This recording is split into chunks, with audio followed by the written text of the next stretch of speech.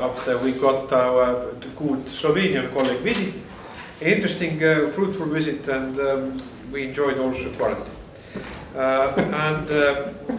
What is very important is that we have kept during Estonian coordination, we are kept on tracks of receiving practical deliverables from Baltic cooperation. First, getting EU money, very important, always money. But we got the money for our priorities, mentioning Baltic, Rail Baltic. Secondly, also electricity grid synchronization, just recent decisions. And so all the strategic infrastructure projects are going on, very important. Secondly, we have clear and sound in our political initiatives, speaking about fight for the freedom of Belarus people, to tackle the aggression of Russia towards Ukraine, Georgia, and shameful poisoning of opposition leader Alexei Navalny. So this has been a very sound, very clear and clear message of our countries. And what is important is, of course, the fight against coronavirus. The Baltic bubble has been a good exemplary, as Linas mentioned today, also to the planet. The planet has learned a lot from that.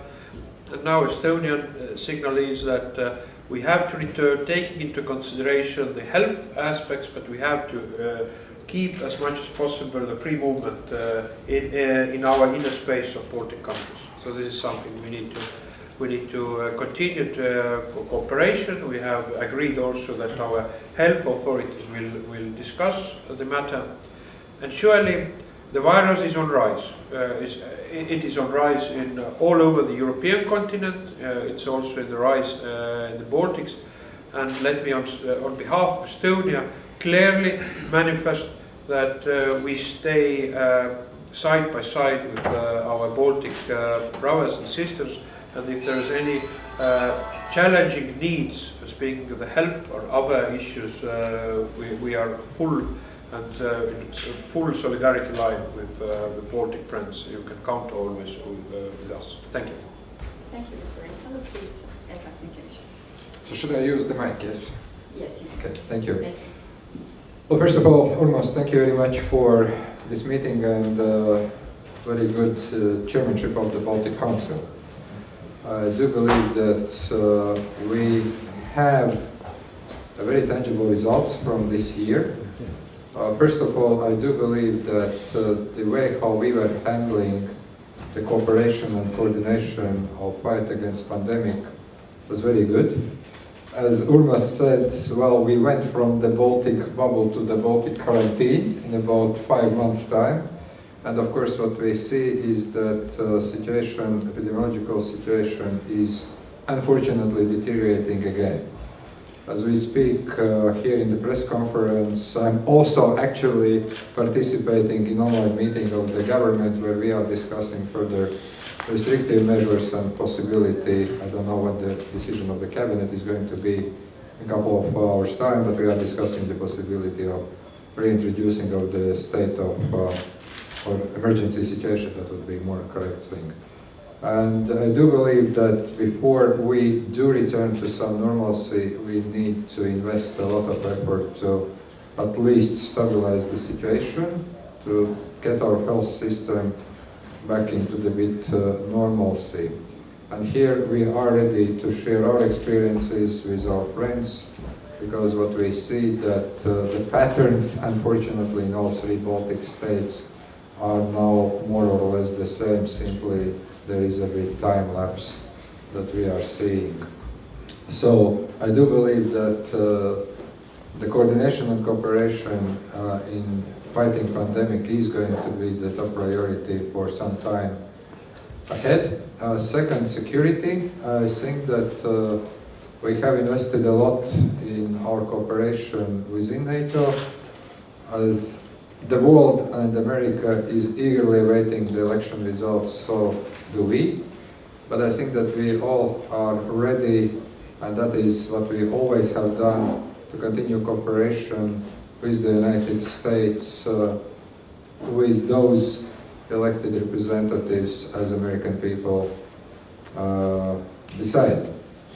And we are also going to see expanded cooperation, and here again I can praise Estonia within the regional format as well as involving the United States so-called 3Cs initiative. I think that the summit here and all the online discussions that we have had are very successful. Latvia has pledged the financial contribution, so we are eagerly awaiting the practical results in the fields of digital, transportation and energy cooperation. And of course, we have discussed a lot about Eastern Neighborhood and Eastern Partnership. I think we are sharing some concerns about developments in some of those Eastern partner nations, like Ukraine and its reform path. We are closely following elections in Moldova.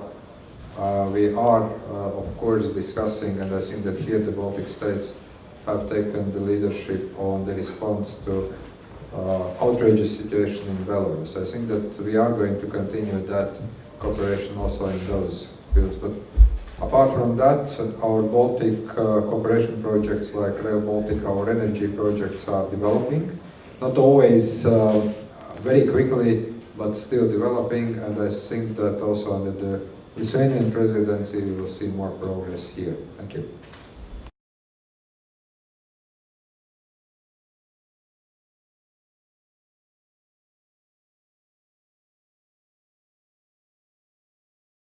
I'm always saying that we have a lot of formats. It's not a secret. We are engaged, and this is also organizations we belong. So it takes much time for our participation and engagement, but we should never forget trilateral core, which was always very important in the beginning of our independence, and also during the process of joining European Union, NATO, OECD, name it. It was always very important. But now it looks like not less important. And again, pandemics was the example where we really could show our common will and ability even to share our experience with others, even in the world, indeed, not only in Europe. So when time comes, it's important to come together, and also important that we are fighting definitely along the same lines of thinking vis-a-vis the challenges in the world, be it Eastern Partnership, be it strategic cooperation with the European Union and NATO, or Europe and the United States, regardless what will be the outcome of the elections. The US will remain our most important strategic ally. Also for Europe, it will be most important ally, and we really should develop policies, and with our participation, these policies will be developed in order to strengthen this transatlantic link. Also, Brexit, we all see what is happening, and it's unavoidable that soon it's coming, the situation when UK will be out of so to say our kind of space judicially, but practically we have to do utmost to keep them engaged. And this is again trilateral power. Nordic Baltic also format to mention would be really very important to stay engaged with the United Kingdom in whatever aspects of cooperation, be it security, be it defense, be it other things. Eastern Partnership, I will not repeat. Again, not so many countries so enthusiastically trying to help these partners, and so the big secret sometimes too few, let's be frank. And they are really fighting for not only for their geopolitical goals, but I believe, I have no doubt, they're also fighting for the values what we're supposed to defend in the European Union. So here, even being not so many, but we really can do a lot, and that's something should be done by governments and also by parliamentarians, because this forum is for engagement in governments and parliaments, so that's very important to do. I will not repeat everything what was said by the colleagues, I agree, but I really believe that this trilateral friendship, union, brotherhood, whatever you can call, proved to be the very right thing to do through all the period of our independence, and I have no doubt it will be a good future also. So wish all the best. Thank you for hosting the presidency, and looking forward to our cooperation.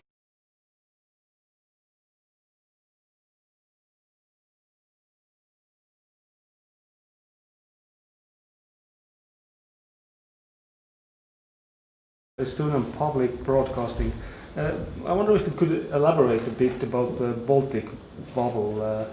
As we know right now, we have different approaches regarding restrictions in all the three countries. So what kind of efforts the three countries should make? Should they make it? And when could the bubble-like situation be achieved? Thank you. The poisonous apple to Baltic bubble is quarantine. So to avoid that reason, we in Estonia introduced a system. There are a lot of exemptions. Speaking about people who are commuters, students, so on, transit, we have agreed with that. So partially we already have Baltic bubble. We have a micro bubble of Valga. But speaking about avoiding the quarantine, Estonian stance is now that we are not requiring people, although the figures of recent corona positive people are higher than relatively in Estonia, we are not demanding quarantine from people coming who have spent last 2 weeks either in Latvia or Lithuania, if they have passed a decision or passed a negative coronavirus test during 48 hours before entering Estonia. And we have also made a pledge also towards Latvia and Lithuania to introduce a similar policy. I think speaking about the free movement, I think this one single test approach could minimize a risk of spreading the virus, but also keep the free movement also in a sustainable, consistent manner continuing in coming months. Thank you. So can you please, from Lithuanian side? Not much to add. You know, bubble was essential and important in the first wave when we started to show these efforts to coordinate. Now situation everywhere is very bad, and frankly, no need to have any bubbles. We just have to join forces how to come up with the common criteria, what was already done by Commission, by the way. They issued some common lines. So it's also not without the participation of our people. So now it's not so essential, I would say. Definitely it's working more or less, but it's now very important to come up with the common lines of policy, criteria, to try to coordinate in European Union, to draw lessons from first wave, and we have already talked about that. It's not coming immediately, but we have to address issues of so-called strategic autonomy of production of necessary goods, protection gears, which is coming from now from China, from India. So we have really to address this issue. Also, we have to put more resources for research and development. A common task. It's not bubble task. It's European task. So it's now something different. So without overestimating the role, bubble is not so important. I believe now it was. Served as example at the beginning. It was proved to be quite right thing to do, and I shouldn't say it's now part of the history, but definitely it's something already done. Now we should focus on other common tasks jointly by all European Union and regionally as well. Thank you very much. Well, I know it's a very interesting situation. On one hand, all governments in the Baltic states are encouraging their people not to travel if there is no real reason. Work, family related, or let's say anything else. As Linus, I think, has rightly pointed out, the first task right now is to get this disease under control. In about the last 2 or 3 weeks, we have actually doubled our testing capacity. We are making more pointed tests, and of course the whole testing capacity, for instance, is first of all directed to detect virus in workplaces, in schools, and to assist in elimination of that spread. So it would be rather difficult, for instance, for those people who are willing to visit, for instance, Estonia for leisure activity, to obtain the test in 48 hours as required by the Estonian government, because it depends on availability. So there are very practical things that I think we should take into account, because the priority number one, at least for Latvian government, is to get things under control. I think that it will take about at least 1 month or so before that may happen. I think the same is going to happen also in our neighboring countries, and I think that also here in Estonia we are seeing some increase of numbers. I was briefed 241 was the number for today. I don't know if that's published or not. In Latvia it should be around 253. So, and I don't know Lithuanian figures, but it shows that actually all of our countries are experiencing, let's say, increasing numbers, and we should address those adequately. So our approach is to try to get things under control first. Then, of course, we can use this time to also agree on some more coordinated approach. We have had this debate for already a couple of weeks. We are not only looking at numbers, because cumulative number of cases is one, but also the positive tests, the percentage of positive tests is another indicator, and there are also some other things to be considered. But we are also suggesting that then we need to have more common approach also on some other measures, like, let's say, what is the approach? 10 or 14 days self-isolation, or as Urmas has said, the test 48 hours before the arrival could be done. Our experts have their views. Some other experts have their views. I'm not the professor of medicine. I don't want to get into this discussion what is the best method, but I think that so far from the political point of view, it is important first to address our challenges, to help each other if we can help, and then to return, if the things are getting under control and bit more normal, to the more obvious debate how we can recreate the Baltic bubble. I'm not coming with a very good message on this today, I understand, but I think that we should really look what is happening right now in our own countries, and nobody is actually seeing currently the positive trend. Now in Latvia, the most favorite, how to say, wish when people are meeting or departing is stay negative. I would say that this is the same that I would say to everyone here in Estonia, let's stay negative for a while. Thank you, Ministers. Are there any other questions from the members? Yes, please. Evelyn Kallar from Estonian Daily Postimees. First, I would like to ask from Mr. Minkevicius, as I understand you are here to say farewell to your colleagues. What will you be doing next? And secondly, from your colleagues, what's the favorite memory you have of the cooperation with Mr. Minkevicius? Maybe they will say it first, because they will not be nice enough, so... They will open the job. No, okay, I will start by saying thank you for this question. Indeed, it looks like one of the last appearances in this position.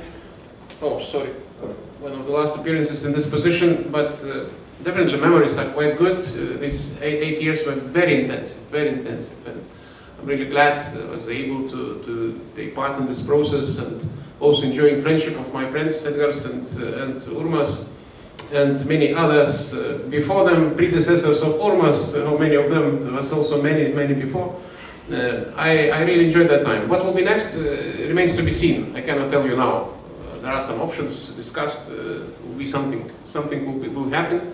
I definitely am grateful for the time what I really had with my friends and colleagues, and proud of what was done, basically, because there are not so easy tasks ahead of us before and in the future. But we tried to do our best. Statistically, maybe we couldn't be considered as superpowers. You know, we are not big countries. Maybe Lithuania among 3 Baltics is a superpower because of size. But again, we are definitely not those who will break the system or will break through something which will happening now in the world. But I'm really proud and happy that we able, even being fewer, sometimes come up with the positions which were taken by our colleagues, and be it Belarus, be it Ukraine, be it other issues. And I hope we should keep it in the future at the same pace. So, thank you. The moments are indeed such that we say, of course, a great gratitude on behalf of Estonian people to Linas. We personally, Estonian diplomacy, Estonian foreign policy, security policy interest owe a lot to personally to Linas. And Linas is a unique personality where you have been as a generation time in the high offices covering the military diplomacy sphere as a Minister of Defense, also the Foreign Minister's role. And in my role, taking the role of Foreign Minister, it has been, Linas has been truly of tremendous help, as also Edgar's. You are dinosaurs. Urmas Paet is not over here, but and this is of course a competence which is very valuable, and I hope I would be very much like to see Linas also in the future, whatever international high postings, where his positions are basically, taking the talking points mine or Linas talking points, they are similar. So wherever Linas is in the place, there's also the Estonian national security interests are defended. Thank you. Well, let me just start answering the first question, because somehow it was avoided by my colleagues. Let me say that finally, after 8 years, I'm going to enjoy some great time, because whenever Minister Linas Linkevičius from Lithuania or Minister Edgars Rinkevičius from Latvia were quoted in international media, rest assured you could find my picture and this kind of title, the Lithuanian Foreign Minister, and you could get Edgars Rinkevičius or you could get Linas Linkevičius. My biggest disappointment was when I made great quote 2 years ago in Berlin about Brexit. It was quoted in almost all international media. What I got was Minister of Foreign Affairs of Latvia, Edgars Rinkevičius, said something very wise and good, and there was a picture of Linas all over the place. So at least for time being, I don't know who is going to be the next foreign minister. I think they will be stopping mixing up us. But it was on a more serious note. It has been great, I believe, 8 years of cooperation, because Linas started in 2012, at the end of 2012, and I started at the end of 2011. And I think that much has been achieved. We sometimes were referring to our trio as the Baltic Musketeers, sometimes as amigos, but you could always rely on Linas wherever there were discussions. You could always rely on Linas in all, let's say, meetings that we have had in EU or in NATO, and we have been like-minded, not only nations, but also like-minded friends. So from that point of view, and here I'm saying that sincerely, not diplomatically, we will miss you, but I also know Linas quite well. Our history actually goes back not to the times of foreign ministers, but he was the Minister of Defense when I was the young kid, and I was the Secretary of State of the Ministry of Defense. And he was already there. So he is the only dinosaur, if we speak about the Baltic states. We Urmas are quite young still in this respect. But I'm absolutely sure that he is not going anywhere. I simply know him. So he will be around. And he will be spoiling my time all the time when I see him or hear him. But so far, I think that Lithuania can be really proud that it had so great foreign minister. Thank you very much for this heartwarming comments and for these great questions to appear at our press conference. Are there any other urgent questions you would like to address? No? Can I ask one more? Just a short one, so the Minister will give short comments and then... There are going to be long answers anyway. Well, yeah, because on a more serious note, about the situation in Belarus. Can you share your views about the current situation and Are there any co-efforts that the Baltic states can do? It was serious before as well, by the way. On Belarus, it's a bit sad because the station still, in my judgment, kind of political moral stalemate from the side of outgoing leadership, because they still not changing anything. They still trying to save time to invent a kind of constitutional reforms process, which will take time. Also to imitate, I would say, dialogue with opposition in prison, which looks very strange. You remember this meeting in the prison, and counting that national community will take it as a new normal, in short. This is happening, this is bad, but what we can do, this is reality. So they exactly counting on this. And also expecting that Russia will still continue to support, what I doubt. I personally doubt that they will continue in the same way, because they also should find a way out of this strange situation, and cannot last forever.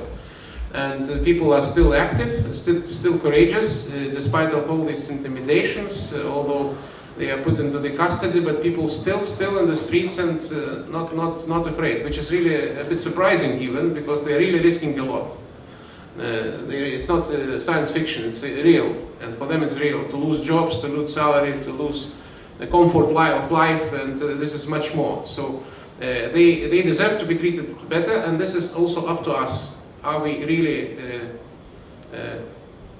strong enough to continue with the support? Are we really not hesitating? Because when we're discussing these issues, like say sanctions, right? It took time when we managed to have some European lists. To encourage that process, we issued national sanctions. And it took time until Lukashenko was put on the list. It was not done immediately, as you know. So it's really always, when it's coming to the collective pressure and position, it's always sometimes too late, sometimes too little. So it depends. When I talked yesterday to Svetlana Tikhanovskaya, we met again, and I asked her what she feels. So she said that people, they have to win, people must win. I said, yeah, we all agree, but how to do that? How big is this threshold of patience?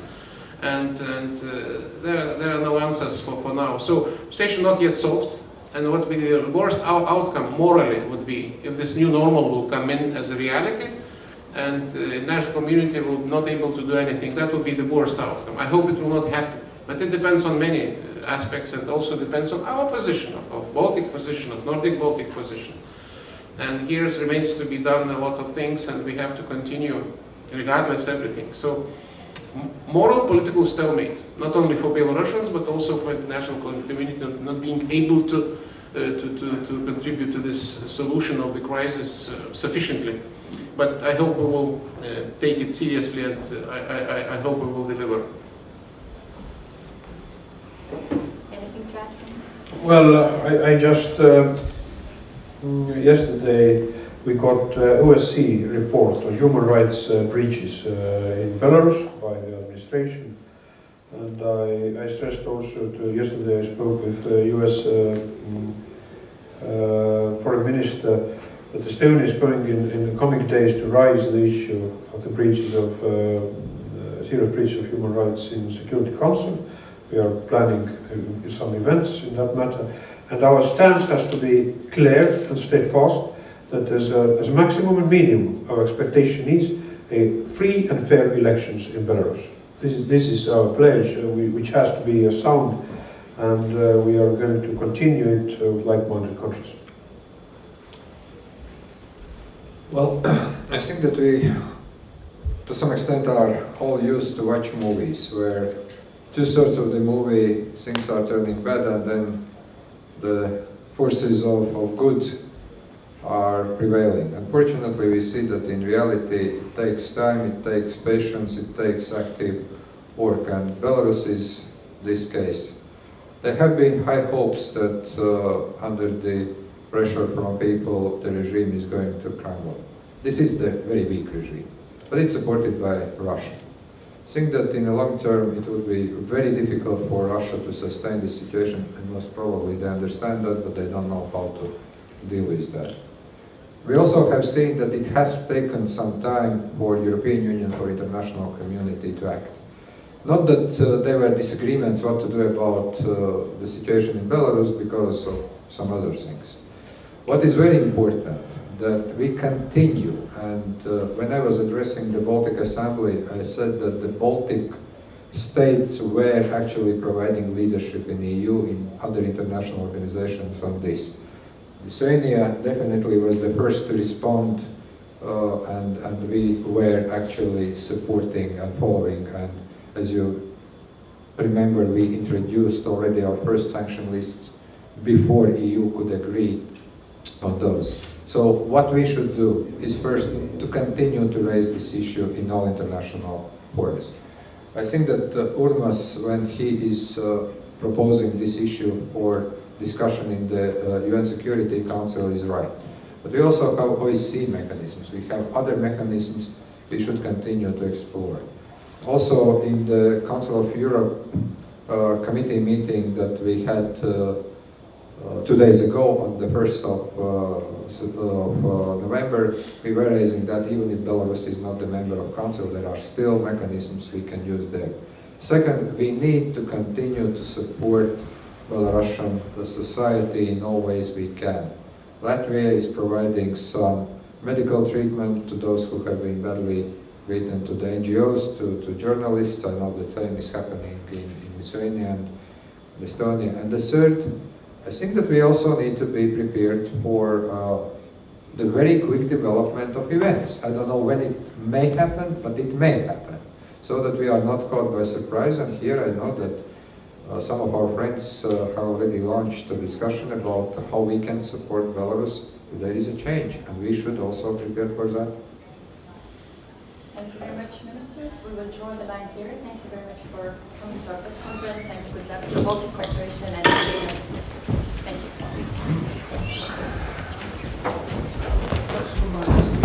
Yeah. Yeah. Okay.